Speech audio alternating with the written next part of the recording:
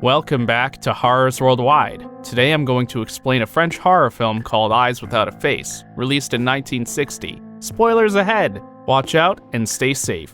The film opens with a woman driving a car in the night just outside Paris. She stops the car near a riverbank and dumps a corpse into the river. After the act, the woman walks back to her car and drives away. Then we see Dr. Genessier, who is also a professor taking a class to a small crowd about living tissue, human organs, and transfer of that from one person to another. His assistant informs him about the phone call that came from the morgue, and before he leaves the room, some people from the crowd compliments him about the class. But he responds to them in some strange words and leaves the room, which the people understand that the strange behavior is because of his missing daughter. At the morgue, Inspector Parrott and Dr. Lerminier is discussing the body they found from the riverbank and the missing face on the body. As they were talking, Dr. Lerminier noticed Dr. Genessier's car approaches the building from the window. They both come down to the parking lot and welcome Dr. Genessier into the morgue. Dr. Lerminier tells Dr. Genessier that the body they found that morning matches with the description of his daughter, Christiane Genessier, and they need his confirmation to move forward.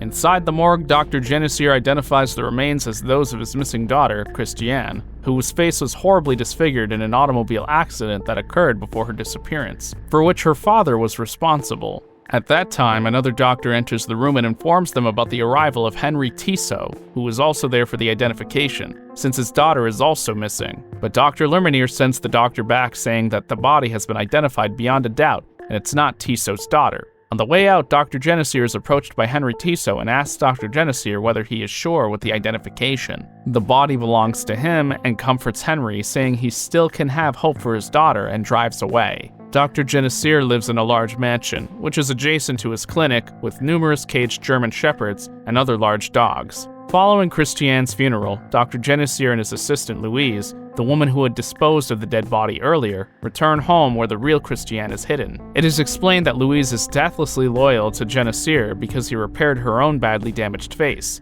leaving only a barely noticeable scar she covers with a pearl choker. The body belonged to a young woman who died following Dr. Genessier's unsuccessful attempt to graft her face onto his daughter's. Dr. Genessier promises to restore Christiane's face and insists that she wear a mask to cover her disfigurement, but Christiane tells him that she won't believe he will ever be successful in finding an alternative face for her. Louise comes to the room with Christiane's mask and a tray with some food. Louise comforts Christiane by mentioning the success Dr. Genessier had with her damaged face. But Louise was a different case, and the damage was small compared to Christiane's face. She then puts the mask on Christiane's face and combs her hair. After her father leaves the room, Christiane calls her fiancé, Jacques Vernon, who works with Dr. Genessier at his clinic, but hangs up without saying a word. The next day, Louise finds a young girl named Edna Gruber from a movie theater and develops a friendship with her by offering an expensive movie ticket for free. Louise then tells Edna that she has found a good room for Edna to stay, and Louise drives her to Genessier's house. On the way, Edna feels a little uncomfortable because of the distance the house is located,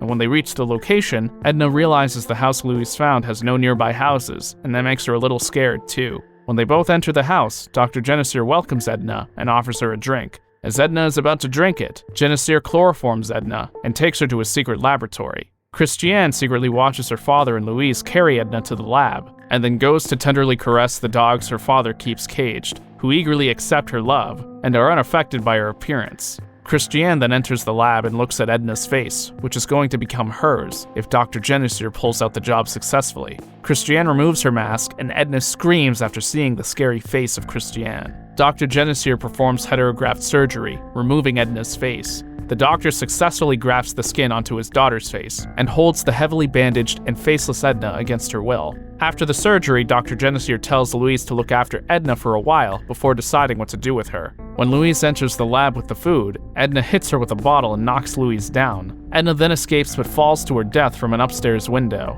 After disposing of Edna's corpse, Dr. Genessier is happy to see his daughter's new beautiful face. He even plans to forge some identification documents for Christiane, but with some new name. Meanwhile, a friend of Edna has gone to the police to report the disappearance of Edna. The friends tell the cops that a woman took Edna to the new place and the woman wore a thick necklace. But the information about the necklace doesn't seem to be an important lead for police, and they are not sure how it is going to help them. After a few days of surgery, during the period of healing, Dr. Genessier notices flaws on Christiane's face. Her face grows worse within days. The new tissue is being rejected, and she must resort to wearing her mask again. Dr. Genessier understands he has failed again. He continues his experiment with tissue on dogs he has in the basement. While doing the tissue transfer with dogs, he finds success when it comes to humans, but keeps failing. Christiane with the mask on phones Jacques again, and this time says his name, but the phone call is interrupted by Louise and told not to be reckless. Christiane feels that she cannot take it any further and asks Louise to kill her before she faints to the floor.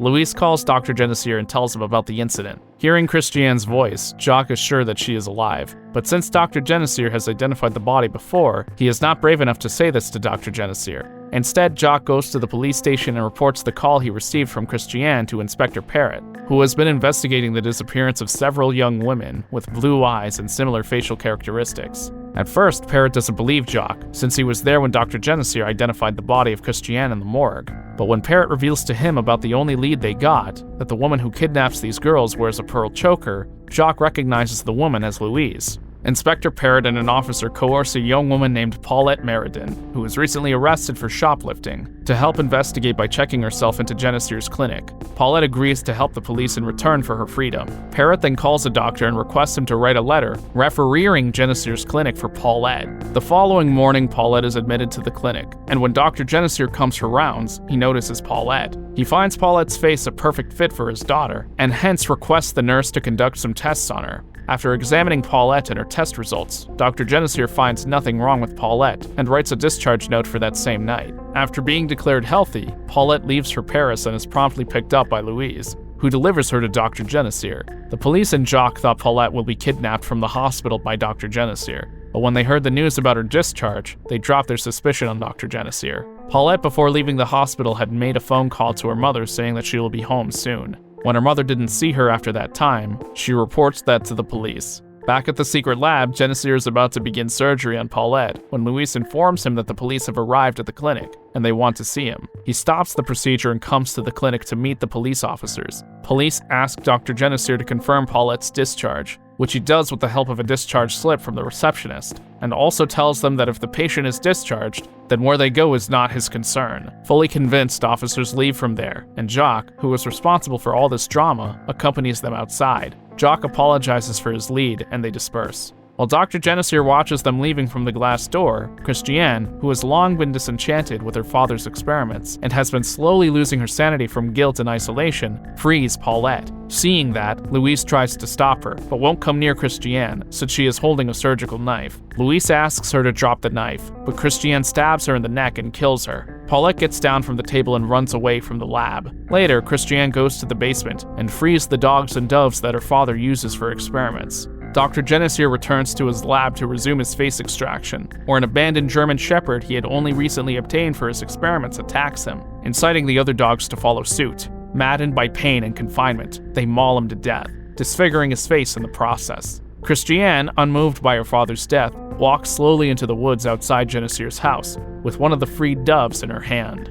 So people who saw this film think Dr. Genessier was wrong and Father Genessier was right. What do you think? Let us know in the comment section below. For more horror film recaps, be sure to subscribe, watch our other videos, and click the bell icon to be notified of the next videos. See you in your nightmares.